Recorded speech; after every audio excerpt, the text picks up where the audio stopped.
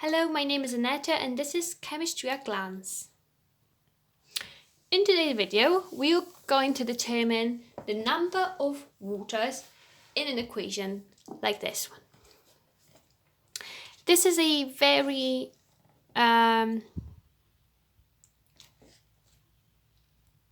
repetitive question that comes up in your exam very often. The process is the same.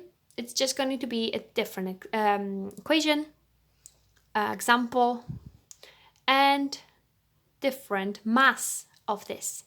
So whenever you get this type of question, you always be given the mass of this, which is 0.904 in this example. So I'm showing you how to work this out by an example. This is an example of what you might be told.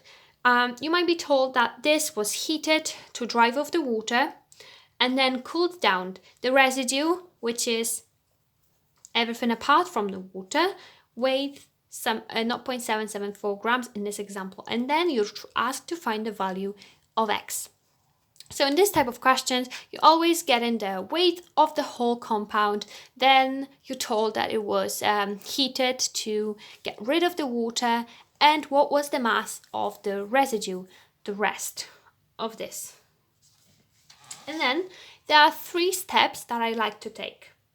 The first step that I always take is finding the number of moles of what has been left after the water was driven off.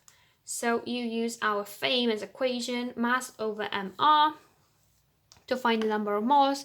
The mass of this residue was 0.774. And the mR of this we can calculate. So PB is 207 plus 2 carbons, so 24, plus 3 hydrogens, which is 3.03, plus 2 oxygens, which is 32. However, everything was in a bracket and 2, so apart from our lead, which is 207, we times everything else by 2. So all of this would be our MR. So 0.774 divided by 325.06. And the answer is, when you put it in your calculator, 2.381 times 10 to the minus 3. So the first step I always take is find the number of moles of the residue, for which you always are given the mass. The next step that I like to take is then find the number of moles of our water. So if the whole compound weighed 0.904 and the residue after the water was taken away from it was 0.774, then the difference must be the weight of the water that has been used. In this example, it's 0.13 grams. You then use this grams, the mass, to find the number of moles of water. The mass is 0.13.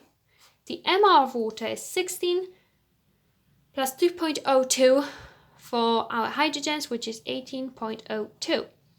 And the answer that we get is 7.214 times 10 to the minus 3.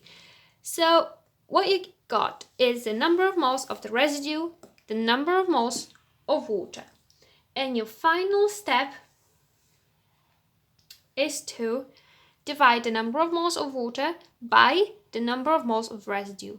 Why do we do it this way and not this divided by this?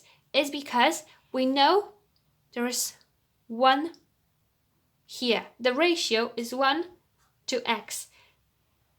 So X will be the one that's going to be bigger.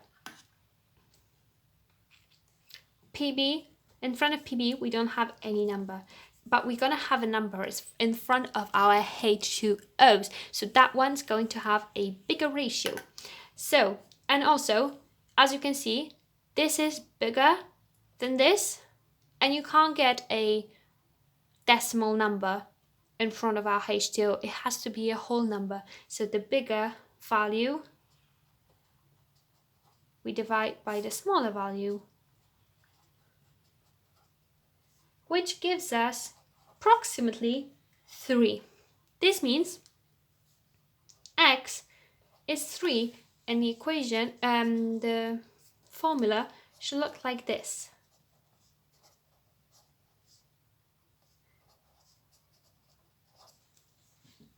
And you're done.